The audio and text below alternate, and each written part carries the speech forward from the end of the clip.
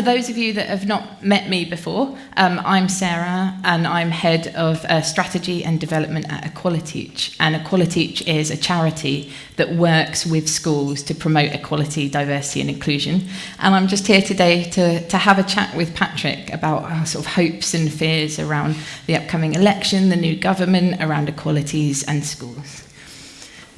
Hi, Patrick. Hiya. These are very mic'd up mics, aren't they? We'll do our best to have that coffee shop style conversation, shall we? Yeah. We can whisper to each other. So just to kick everyone off and kick us off this afternoon, I was just wondering, as General Secretary of a Teachers' Union, what are your hopes and fears for the general election and the incoming government? Well, I think firstly, the start of this year, it was a case of, right, we are within 12 months of a general election. We got to our conference and we spoke about, the current government holding the country to ransom, holding the teaching profession to ransom, holding children, young people and families to ransom by not calling that general election. And then that glimmer of opportunity, and I think Rishi Sunak spotted a moment and he thought he would go for it. And then the heavens opened. And, frankly, they've been raining on his parade ever since, it seems. So, I'm hopeful that this is going to be a general election which is going to deliver real change. Goodness knows we need to see that change. We've had 14 years of not only austerity, but an agenda which has really been condemnatory of those who are working in our essential public services, despite everything that happened during the course of the pandemic. A real ideological assault on those working in our public services, including our teachers. And actually, a denigration of childhood as well.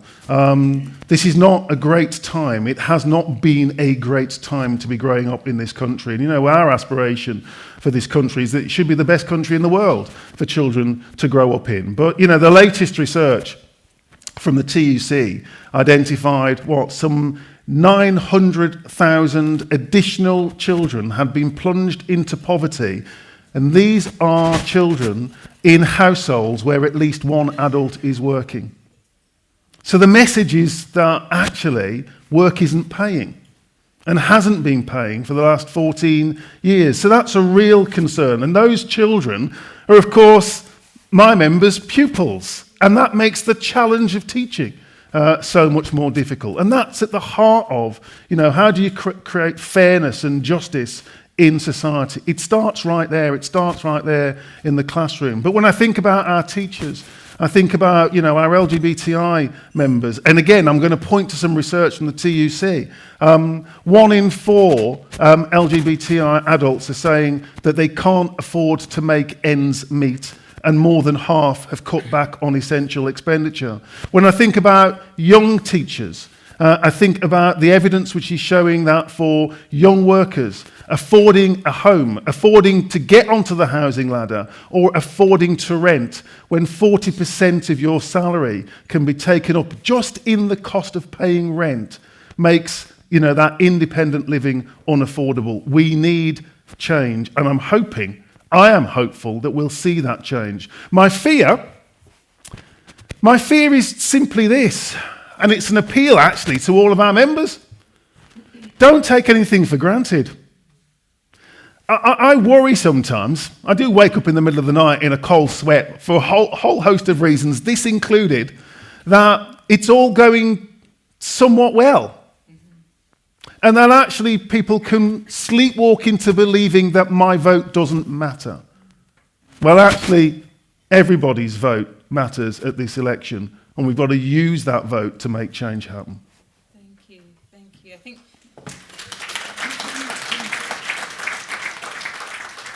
I think you've highlighted some of the really key issues that members and staff are facing in schools. We've got so much to deal with in supporting the young people that we're working with in terms of the socioeconomic situation and everything. And as well as coping with our own cost of living and the pressures and the mounting workload. But alongside that, I know a lot of members have highlighted today that they've experienced, harassment, discrimination from pupils and from other colleagues at school. What more do you think schools can be doing to protect people in this kind of space? Yeah, it's a really big issue. The challenge is there for schools. But you know what? I think the challenge starts with government. It starts with government setting the right tone. And we've had a government that for 14 years has been setting the wrong tone. That actually it's okay. It's okay to have a pop at those who are working in our public services, including our teachers.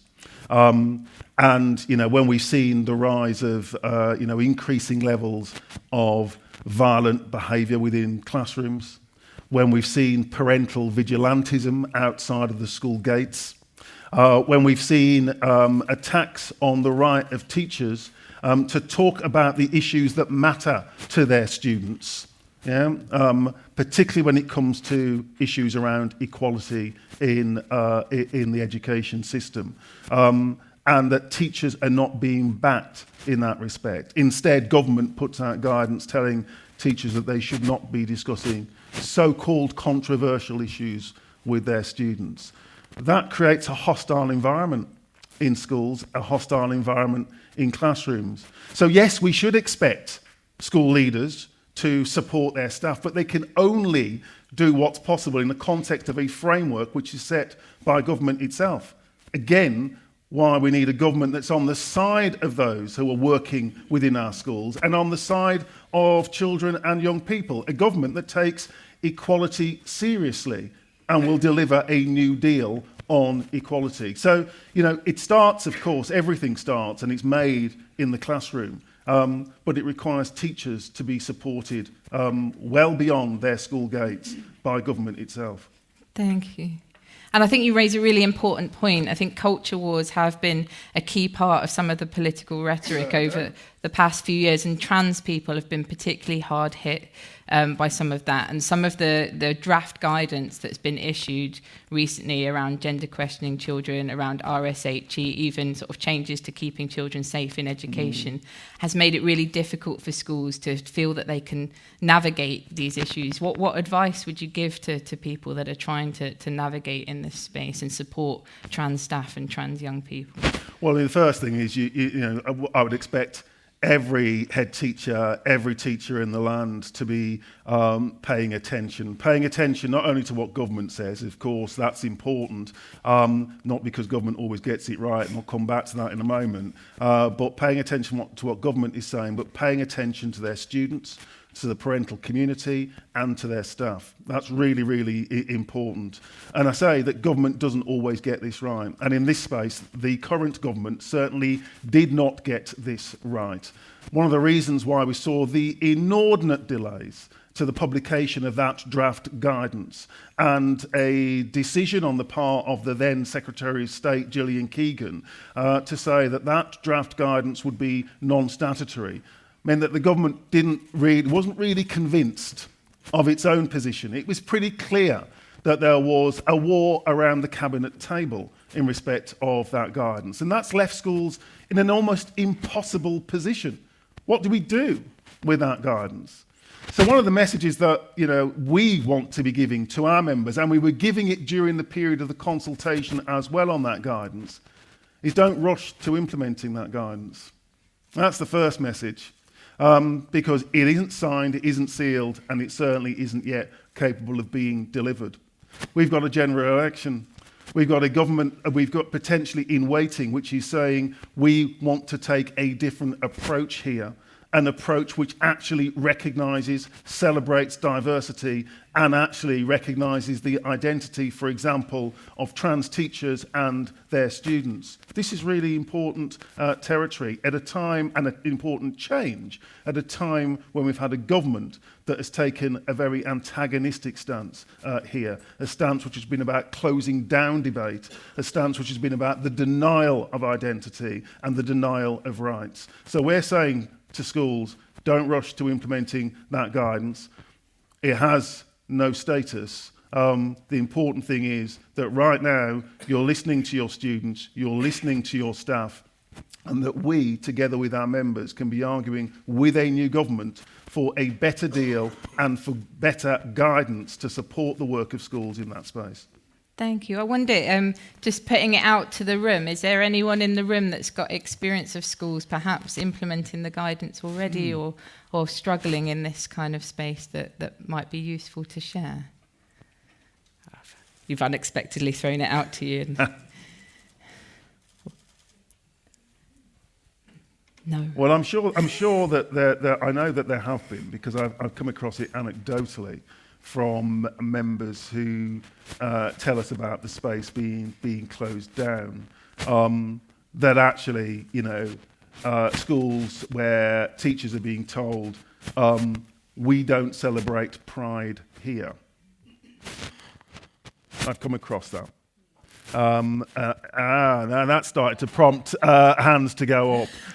Or, schools where teachers are concerned about speaking about issues to do with trans rights at a time when, as you say, the debate has become, deliberately toxic in the way in which the government has sought to steer that debate. So when children are coming in, they're hearing this. In the news. They're seeing it on social media. They want to talk about that in their classrooms. Teachers need to be empowered to have those conversations with their students. And right now, teachers are saying to us that they don't feel empowered. They are concerned that they may be disciplined if they seek to engage with their students on these really important issues. Thank you. I think we did have a hand up. I will, yeah, sorry. Okay. Thanks. I was at my regional centre earlier on this week, and I know that the Bishop of Nottingham has put a statement out to all his Catholic schools in his diocese in Nottingham and Lincolnshire, banning any celebration of anything to do with LGBTQ plus during Pride Month in all of his schools. I was just absolutely appalled by that. So, yeah, I just wanted to let people know that's what's happened in that diocese and Nottingham and his schools in Nottingham and Lincolnshire. That was earlier on this week. Okay, thank you for sharing. I'm really sorry to hear that. I do know that there is existing guidance out there from the Catholic Education Service called Made in God's Image about tackling homophobic, biphobic and transphobic bullying in schools that can be really useful to go back where schools are worried about doing this work. It does sort of advocate for actually opening those conversations. So it might does, be useful. But it also requires the confidence, almost the permission to be able to go back to employers or employing authorities to put that challenge in. It's one of the reasons why it's important to be part of a union, because the union can do that. We can do that in a way that protects our members when we're having those conversations with employing authorities. But you know what? It shouldn't be necessary for us to be having to have this debate with employing authorities. The days when, under Margaret Thatcher, we had the banning of the so-called promotion of homosexuality in our classrooms, I thought those days were long gone and buried. But it's alive and kicking. And we've got to really be vigilant about that. I hope that we'll be seeing change next week. But let's be no pretense here.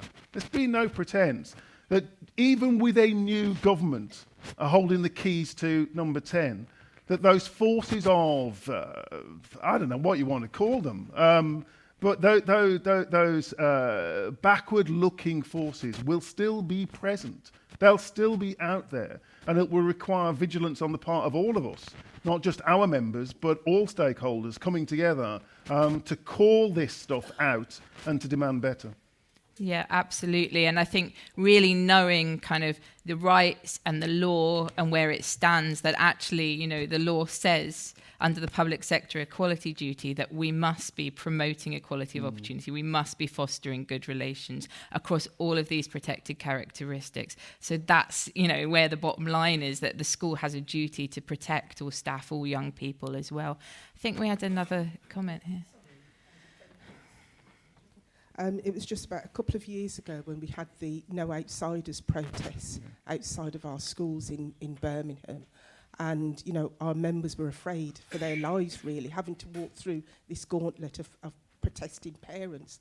And I think, like you just said, Patrick, that's still here, because one of the main instigators, I think, is standing for local election. So I think we just need to be really vigilant that these people aren't voted in. Okay, thank you. Yeah, we need to be vigilant that they're not voted in. That's absolutely true. And, you know, my biggest hope is that they won't be voted in. But my fear is that they will leave something distasteful behind. You know, this kind of general election campaign, all manner of things surface. I mean, who would have thought that, you know, what is a racist, a homophobic, a misogynist party like Reform would be given mainstream platforming? But that's what's happening. That's what's happening. And whilst the Conservatives tear themselves apart, who knows what the fallout of that could be on the 5th of July onwards in terms of the direction of travel of that party and the extent to which the kind of ideology of parties like Reform becomes seen as mainstream, as acceptable, that it's actually right for the opposition, if that is the position on the 5th of July, for the opposition to carry that as their core policy agenda. I mean, you spoke about the public sector equality duty. I mean, we need to see, you know, rocket boosters on that public sector equality duty. My concern is that that Equality Act has relied on organisations like ours to police it. We got an Equality and Human Rights Commission, which, you know, frankly is under-resourced. I'm going to be generous to them here. But, you know, in the eyes of many of our members, has become a toothless tiger. That needs to change. We need to see that duty, that positive duty, to not just promote equality, but to advance it. Yeah. To advance it for LGBTI people, to advance it for women, to advance it for disabled workers, for young workers, for black and minority ethnic workers. We need to see that being paid more than lip service, being real and being delivered in practice. That's what our members want to see, and that's what I hope the future government will deliver. Yes, certainly. And I think just to inject some positivity into the conversation is that obviously, you know, through my work, we work with schools throughout the country. And although, you know, you hear negative rhetoric coming from different spaces, the media, social media, when I'm on the ground in schools and working with teachers and with young people, you see that desire, you see that thrust. The vast majority of people do want to drive this work. And I would agree with you on that. Yeah. And it's always right to remind me to be positive and be upbeat. It's probably part of my personality. But I would absolutely concur with what you say. Do you know, one of the things that gives me real hope, I mean, it's been 14 years, which has been a pretty miserable period for so many in our country. But the one thing that gives me hope is the fact that teachers never lose hope. They always carry on. They always seek to do the best for the children and young people in their care. And so, you know, it's important to remember that whoever's occupying number 10 Downing Street, it'll be what happens on the ground that makes the real difference. That actually teachers are doing so much to still transform lives. Think how much more teachers could do if they have the resources and the support to do that. Certainly. And I think also looking at the wonderful young people that we have in our schools as well, and they help keep people right. You know, right. They'll be challenging teachers and making sure that things are sort of being driven. And I feel young people's voice is being heard more and more, which is a real positive in this space. I suppose to flip us back round again, we know that the teaching workforce as it stands is predominantly, you know, white British. It's not reflective of kind of the diverse pupil cohorts that so many schools have. What more do you think needs to happen to change that? Yeah, I mean, it's a really important point about inclusion and diversity within the workforce, both the teaching workforce and indeed support staff in schools. We're here to speak on behalf of teachers and school leaders, and we see significant levels of underrepresentation. It was interesting just a few months ago, the NFER, the National Foundation for Educational Research, published evidence which actually backed up evidence that we've been pushing out there for some time, which showed what is happening in terms of workforce discrimination, and how if we take the issue of race and ethnicity, how teachers from black and minority ethnic groups are being weeded out in access to initial teacher training. If they qualify and gain QTS, weeded out because they're unable to access permanent employment. Weeded out when they get permanent employment in terms of progression into leadership. And it's a real issue that has to be addressed. And what's the current government? What's it been doing since 2010? I mean, it commissioned some evidence from a commission on race and ethnic disparity, which concluded there was no problem here. So we don't really need to do anything. So the government took its foot off the gas and left it to schools to sort it out for themselves. There was no plan. So what we're saying is there needs to be a national workforce plan with equality at its heart. A workforce plan which is about ending the recruitment and retention crisis, because firstly, there aren't enough teachers. Almost doesn't matter about background. There just aren't enough bodies. But secondly, a workforce plan which will build an inclusive and diverse and representative teaching profession. Because you know what? From a student's perspective, if I don't see teachers, if I don't see a workforce that looks like me, that understands where I come from and my biography, then how relatable is my educational experience in that context? We need to build that diversity. That is the strength of the teaching profession and the strength of our education system. So that's one of our big asks as a union, that we want to see a new government committing to delivering a national workforce plan with equality at its heart. Fantastic. Yeah, absolutely. Thank you. I wonder, does anyone in the room have experience of good initiatives their schools have put in place with regards to it? I'm sure if I flip it, that maybe experiences of other sort of barriers and issues that people have faced. I want to contribute something on this point. You were good at getting people. So obviously, every school in the country is doing a great job, as we would expect, in terms of tackling let's say, the gender pay gap or whatever. I mean, I'm not seeing much evidence of that. I have to say, the evidence that we have says that women are still lagging behind in the pay stakes.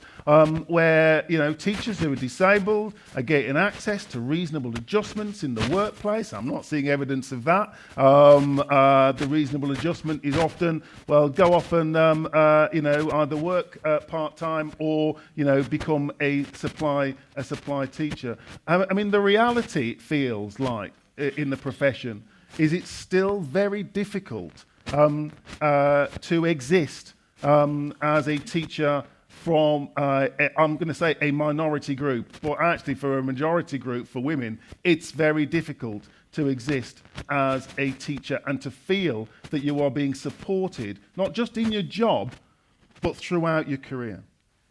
Thank you. I think. Good afternoon, Patrick. I hope everybody can hear me. I can. Good.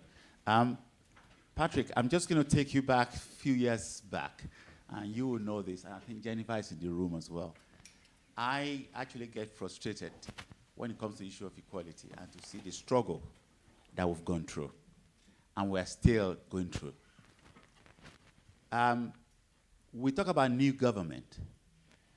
We should not live on the understanding that the new government will change the climate.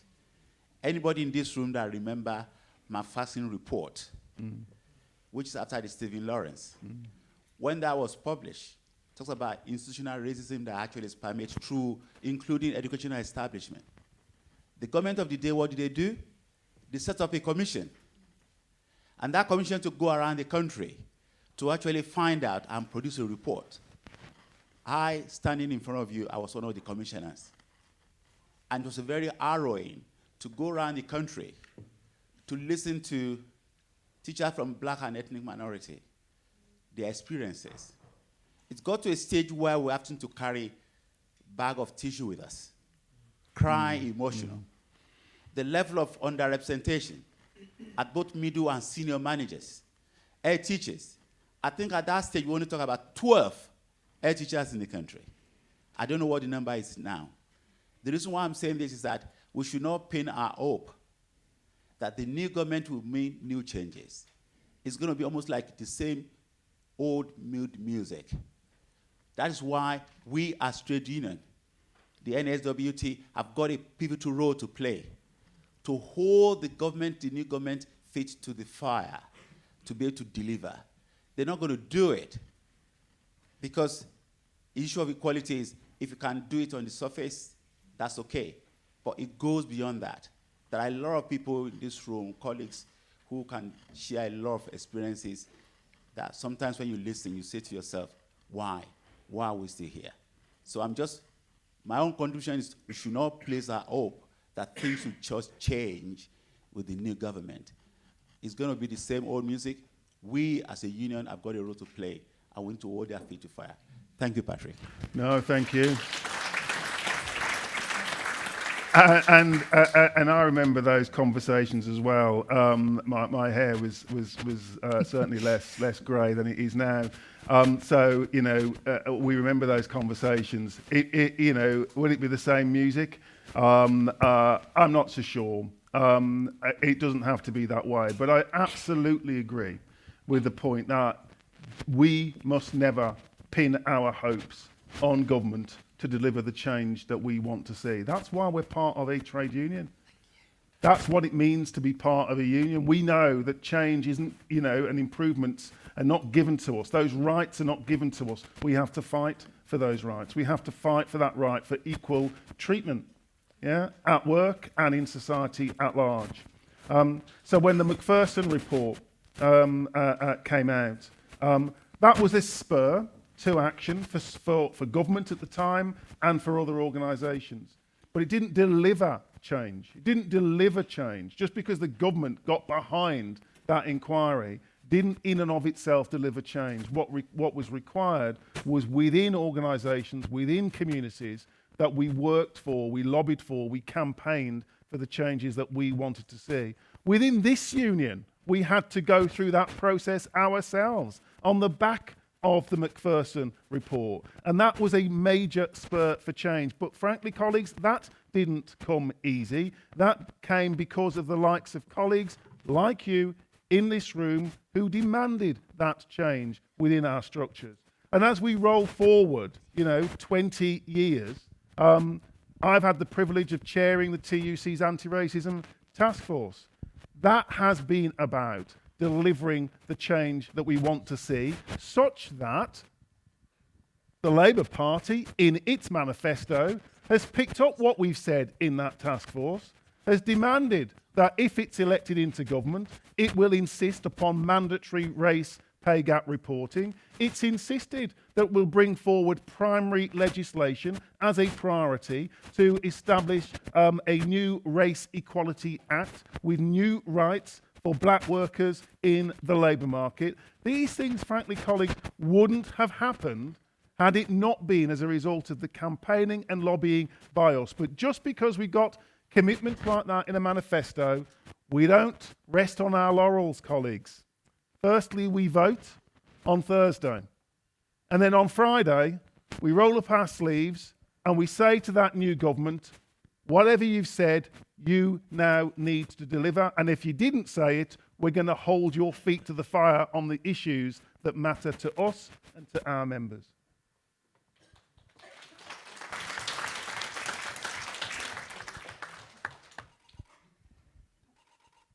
I think there's someone to come in here.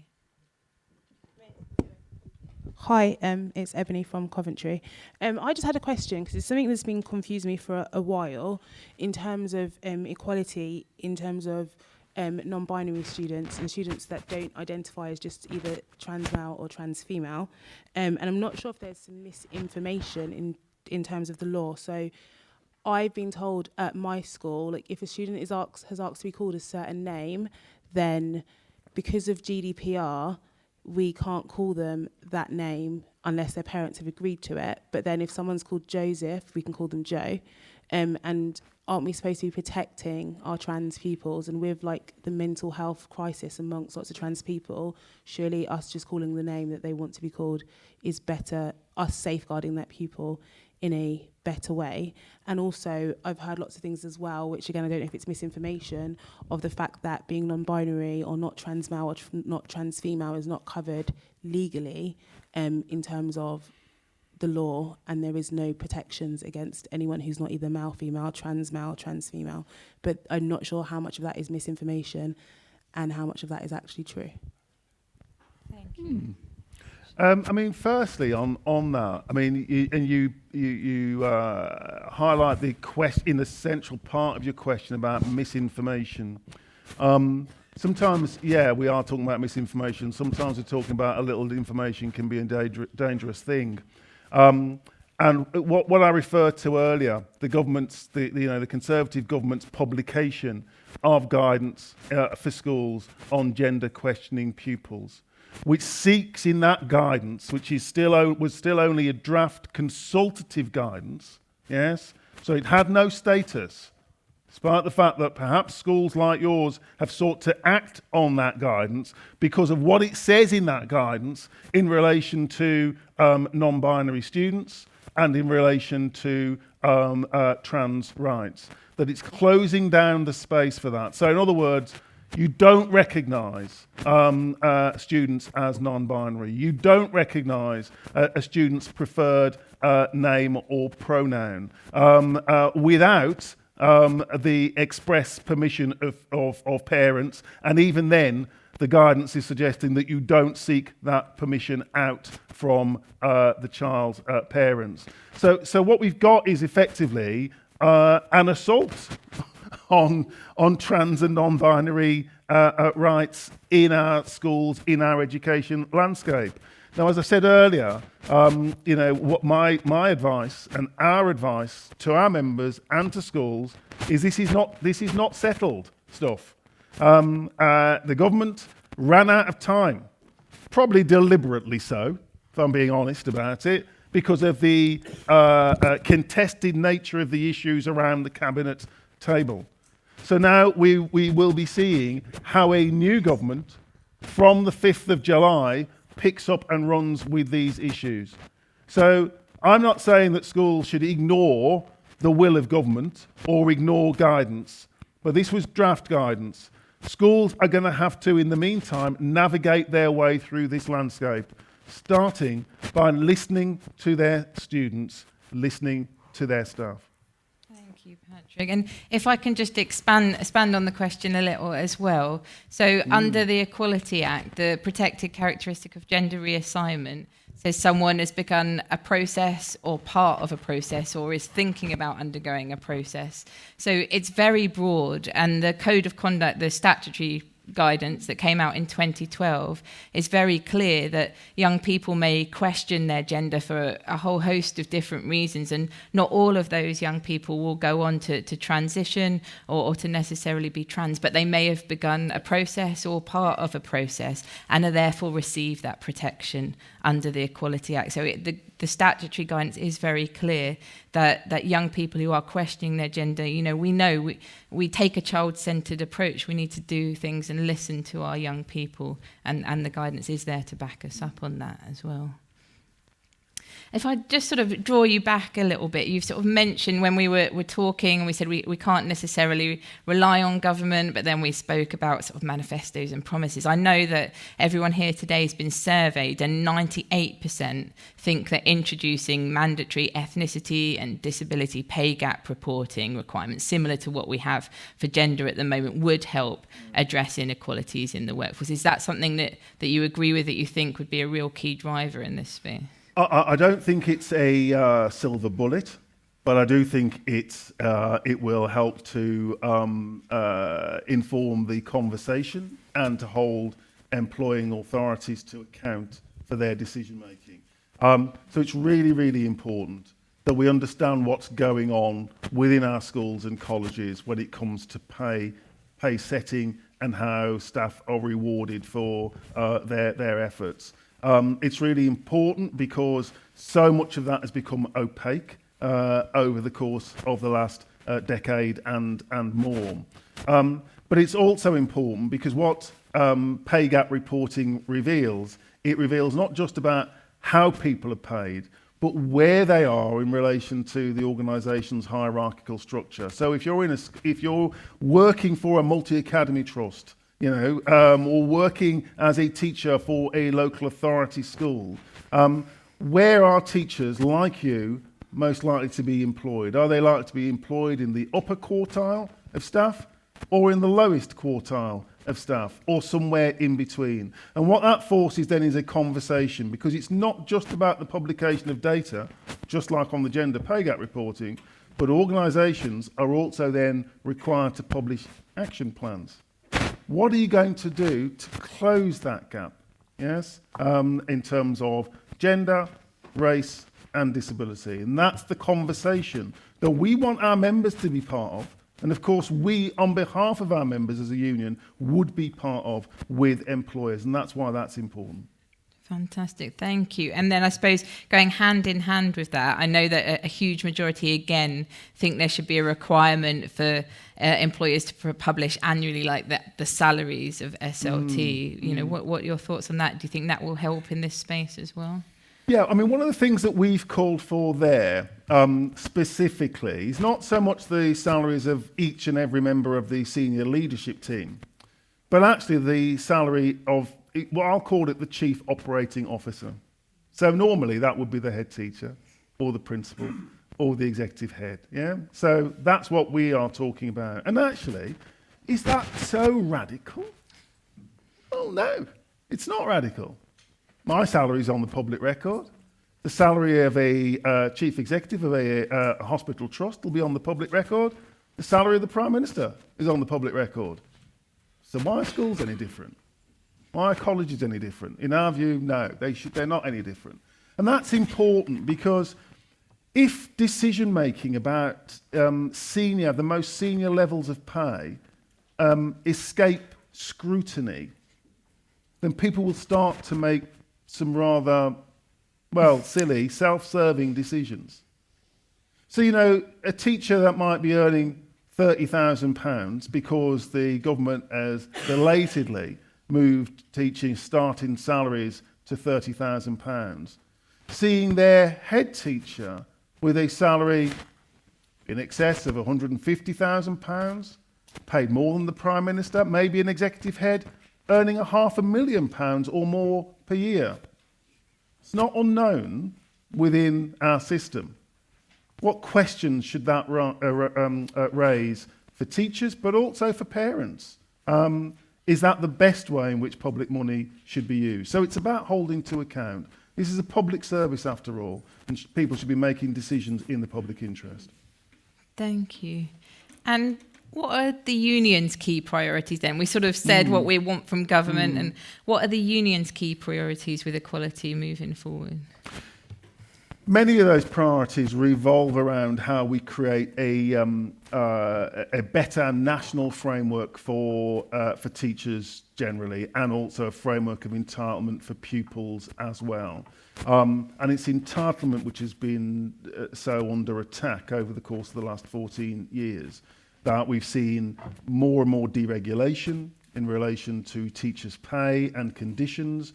We've seen the impact of academisation. We've seen that teachers have not even had the right to pay portability. So I work in this school, I want to move to the school across the road. Well, I'm going to have to start from scratch and renegotiate my pay from scratch, despite the fact I've had 20 years' experience in the profession. That cannot be right. And the teachers who would tend to lose out in those circumstances the most tend to be teachers from underrepresented groups. But we're also saying that we want to see equality issues highlighted at the heart of policy making in that next government. So whether that's about how we deal with issues to do with gender equality, equality for LGBTI teachers, equality for young teachers, and so on, or whether it's about equality for supply teachers, who are disproportionately teachers who are female, who are from black and minority ethnic groups, who are disabled. I mean, we know that from the statistical evidence that we have available to us, that actually if agency working as part of the structure of how we manage our education system, if that's geared in a way which discriminates against agency teachers, which it clearly does, they get paid a fraction of the rate, then that's going to have a disproportionate impact on teachers from particular backgrounds. So we've set out very clearly as part and parcel of our policy asks ahead of the general election, and we'll be carrying those forward after the general election, our ambitions on equality and our ambitions for a new deal for teachers.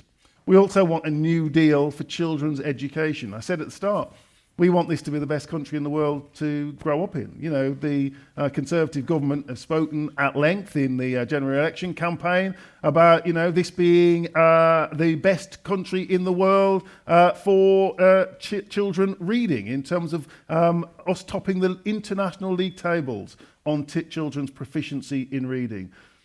That may be true depending on the evidence that you cite. But the evidence also indicates that our children in this country have the least enjoyment of reading of children anywhere else in the world. And that, you know, that has to be addressed. We want that quality of life for all children and young people to be addressed as part and parcel of a commitment to securing entitlement for all learners and entitlement for their teachers as well. Thank you. Thank you for sharing. Is there any questions that we haven't asked while we've got Patrick sitting here that people think are really important? The hands go up. Oh, right, okay. Really important to address with regards to our hopes and fears for equality moving forward. Fabulous. Good afternoon, Dr. Roach. Michelle Codrington-Rogers, first-time delegate, first-time speaker. Oh, yes. If only. If only. Well, I thought I've got the microphone. Thank you for the discussion. It's really insightful. I did just want to ask specifically, there is a point to this. So imagine in this world where our children are currently being taught in a very Victorian educational system. Victorian buildings in some cases, and almost Victorian attitudes towards education.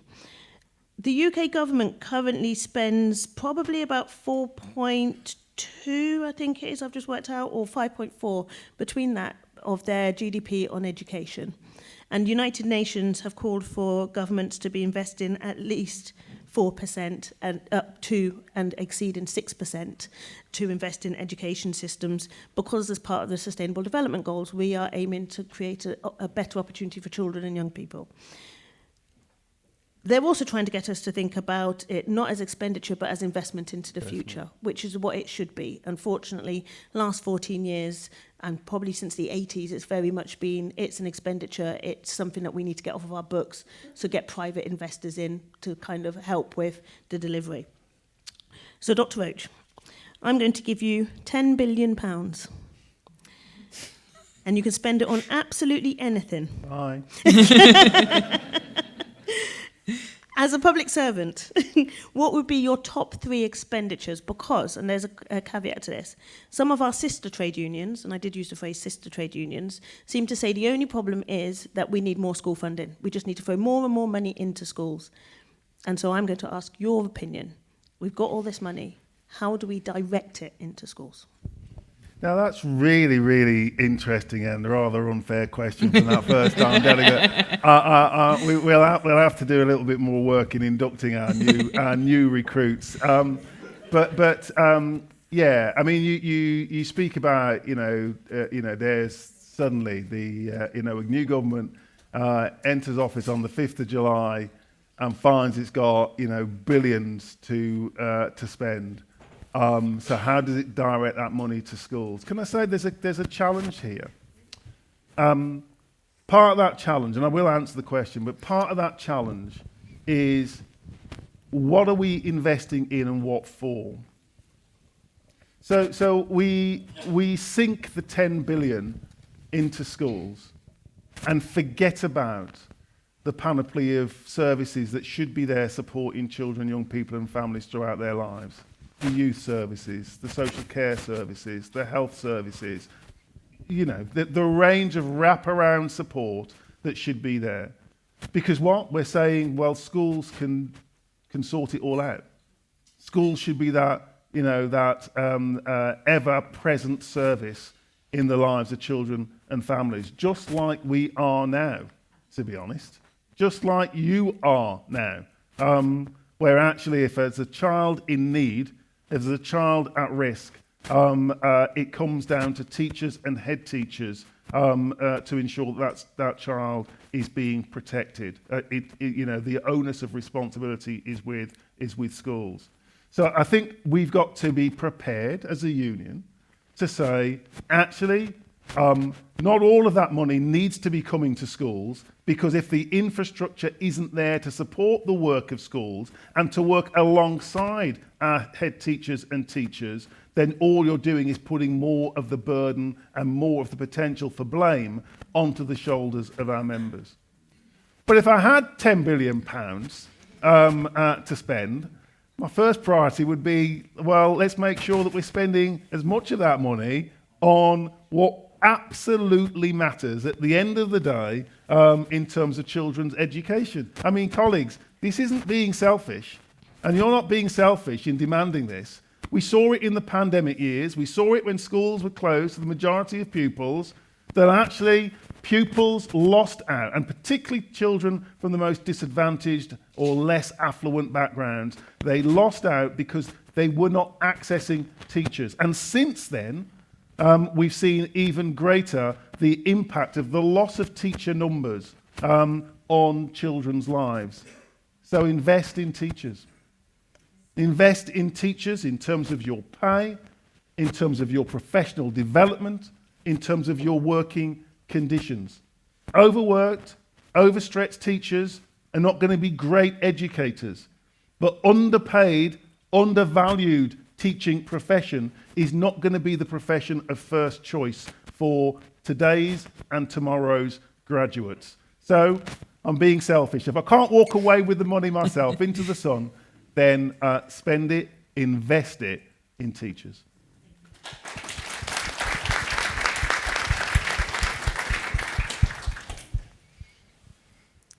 Hi, good afternoon. It's about, you talk about, you know, calling the government or the new future government to account. But it seems to me that, you know, there's so many laws, there's so many meetings and different things that we're getting lost in all the words and the different groups. And I think it goes down to the fact that equality is about sacrifice. The sacrifice that, you know, teachers have made over the last few years. And when you look at, you know, equal pay for women, things like that, and you know, you think of the Dagenham workers who never gave up. And I think that's something that our union represents to a T. We've never given up on the fact of equality and fairness for all. And obviously our biggest focus is for children and for our members.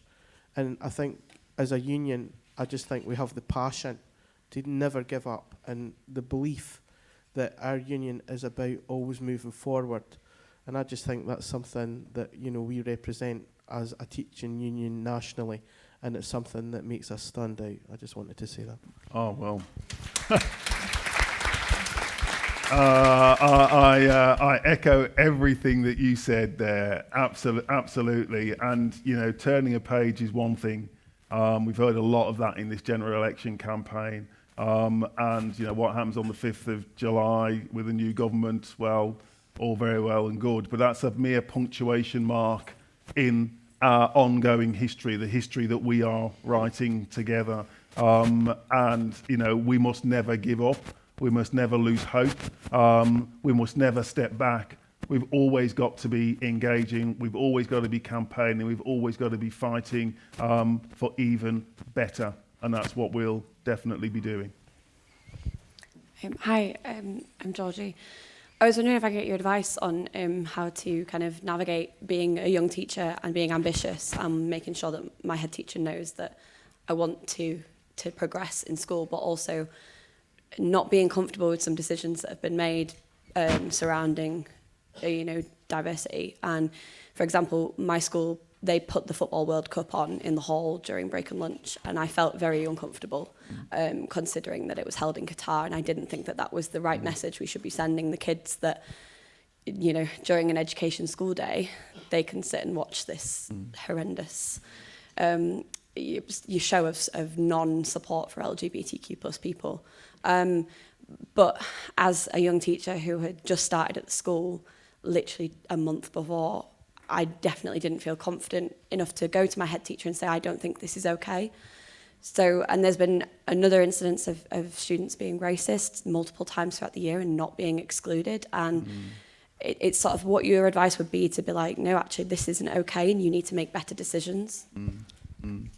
Yeah, I mean, that's really important question. And, really, I've got every sympathy with the fundamental concern that you're raising there, that, as a young teacher, you're committed to the profession, you want to build a career in the profession, and you have a voice and you have critical faculties, and you should be able to, in an education workforce, your views should count for something. You should be being listened to. Surely that's what education is about. It's about dialogue, it's about being reflexive and all the rest of it. And yet we find in our schools it seems to be anything but. So what can you do about that? Well, it'd be tempting for me to say, well, what you need to do is you need to tell your head, no, but I'm not going to do that. Because, what you're basically doing is setting yourself up for a big fall.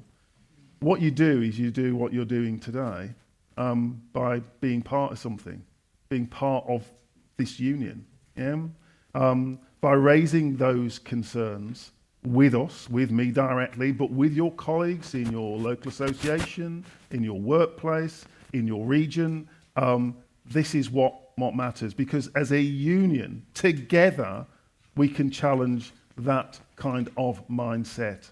And it's important that as a union, I can say things on your behalf, as I do every day, on behalf of our members, which you couldn't possibly say.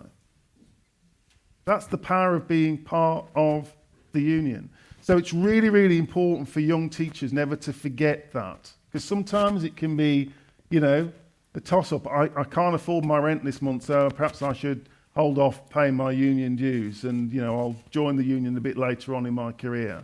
No, the most important thing you can do for yourself is to be part of the union, to join the union, and to join in, to make sure that your voice is heard in places like this, but also in your local association, or if you've got a rep in your school, speak to your rep in your school about what is going on or what you are experiencing. You're never alone. That's the important message.